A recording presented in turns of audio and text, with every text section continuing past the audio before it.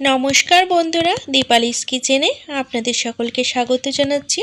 চলে এসেছি আজকে একটি খুবই সুস্বাদু নিরামিষ রেসিপি নিয়ে। তো আজকে আমি এই রান্নাটি কুমড়ো দিয়ে বানাবো। তো পুরো ভিডিওটি দেখার অনুরোধ করছি। আশা করছি রেসিপিটি আপনাদের ভালো লাগবে। তো রান্নাটি করব, তার জন্য এখানে কুমড়ো তো লাগছেই, তার জন্য কুমড়ো ভালো করে কেটে ধুয়ে পরিষ্কার করে নিয়েছি। এখানে একটি মিডিয়াম সাইজের আলু চৌকো করে কেটে নিয়েছি আর 2 টেবিল চামচ মুগ ডাল নিয়েছি। এই দিয়েই কিন্তু আজকের এই রেসিপিটি হয়ে যাবে। তো রান্নাটি করব, তার জন্য প্রথমেই মুগ ডাল কিন্তু শুকনো খোলায় 2 মিনিট মতো নাড়াচাড়া করে ভেজে নেব। আমরা মুগ ডাল বানানোর সময় যেরকমভাবে মুগ ডাল ভাজি, ঠিক সেইভাবে মুগ ডাল ভেজে নিতে হবে।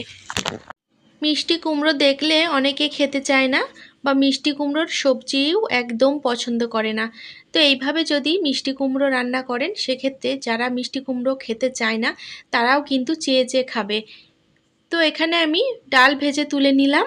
তারপরে ওই কড়াই 1 টেবিল চামচ সর্ষের তেল দিয়েছি। তারপরে কয়েকটি কাজু 2 ভাগ করে নিয়েছিলাম। এবার কাজুগুলোকে কিছুক্ষণ নাড়াচাড়া করে নিলাম। হালকা কাজুর কালার চেঞ্জ হয়ে গেছে। এবার এর মধ্যে কিছুটা পরিমাণে কিশমিশ দিয়ে দিচ্ছি।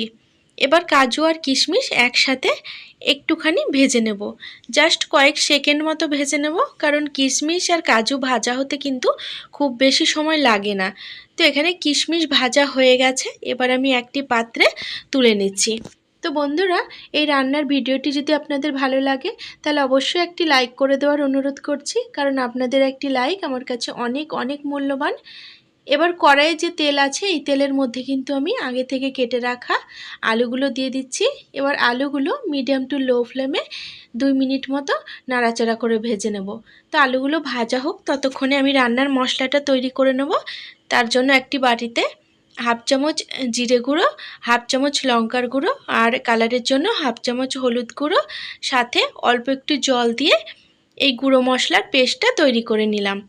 এতে কিন্তু আমি আর অন্য কোনো বাটা মশলা ব্যবহার করব না, যেহেতু নিরামিষ রেসিপি আর দৈনন্দিন রান্নায় কিন্তু অত তেল মশলা দেওয়াও ভালো না।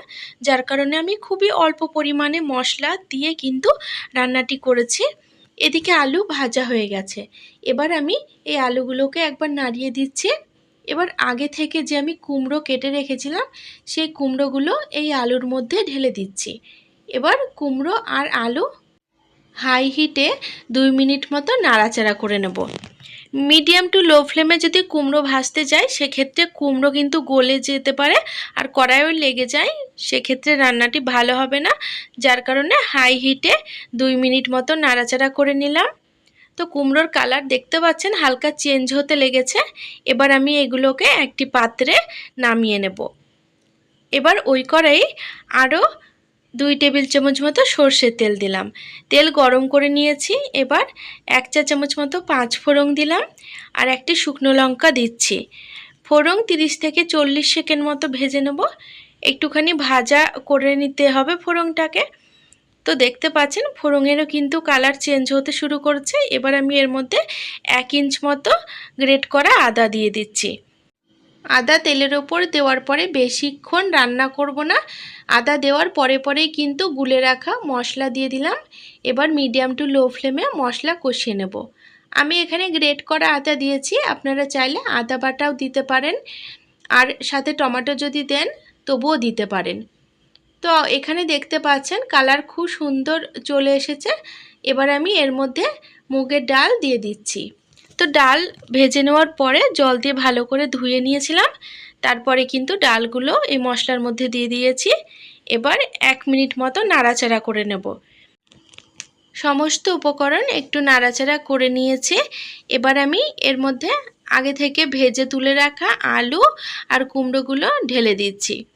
তো বন্ধুরা, এই নিরামিষ রেসিপিটি আপনাদের যদি ভালো লাগে তাহলে অবশ্যই আমার সাথে থাকবেন।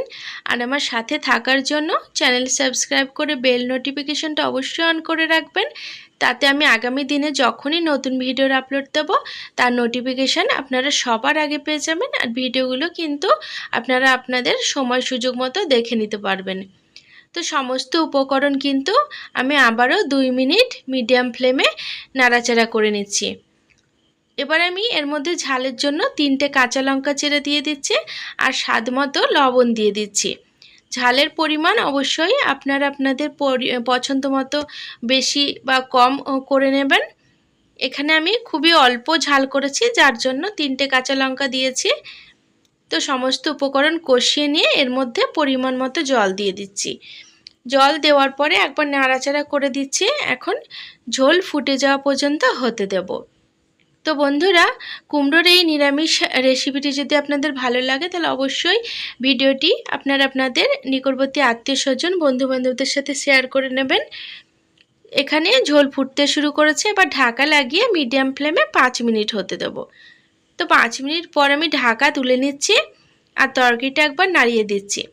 এখানে কিন্তু আলু আর কুমড়ো খুব ভালো মতো সেদ্ধ হয়ে গেছে, কিন্তু ডাল দেখতে পাচ্ছেন খুব ভালো মতো গলেনি, যার কারণে আমি আরও একটুখানি সময় নিয়ে রান্না করব। আর অনেকটা ঝোলও রয়ে গেছে, তো আমি তরকারিটা একদম শুকনো মতো করব, যার জন্য ঝোল যতক্ষণ না পর্যন্ত কমে আসছে ততক্ষণ পর্যন্ত এভাবে রান্না করব। বন্ধুরা, এই রেসিপিটি আপনারা যদি পেঁয়াজ রসুন দিয়ে করতে চান সেক্ষেত্রে আমি বলবো এই রান্নাটি পেঁয়াজ রসুনের থেকেও নিরামিষ করলে কিন্তু বেশি সুস্বাদু হয় খেতে। তো তরকারির ঝোল দেখতে পাচ্ছেন কিছুটা কমে এসছে। এর মধ্যে আমি আগে থেকে ভেজে রাখা কাজু আর কিশমিশগুলো ঢেলে দিলাম। এখন একবার নাড়াচাড়া করে দিচ্ছি আর স্বাদ মতো চিনি দিয়ে দিচ্ছি।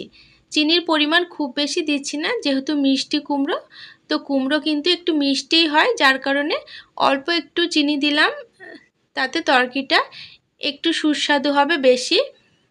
তো চিনি দেওয়ার পর একটু নাড়াচাড়া করে দিয়েছি। এবার নামানোর আগে গরম মশলার গুঁড়ো আর 1 চামচ ঘি দিয়ে দিচ্ছি। এবার সমস্ত উপকরণ আবারও কিছুক্ষণ নাড়াচাড়া করে দিয়ে তরকারিটা নামিয়ে নেব। এই রেসিপিটি আপনারা গরম ভাত, রুটি, পরোটা সব কিছুর সাথে খেতে পারবেন, ভীষণই সুস্বাদু লাগে।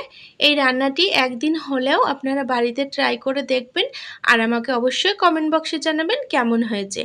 আর মিষ্টি কুমড়োর এই নিরামিষ রেসিপিটি আপনারা যদি একদিন বানান তাহলে কিন্তু রোজ বানাতে ইচ্ছা হবে। তো বন্ধুরা, অবশ্যই একদিন বাড়িতে ট্রাই করে দেখবেন।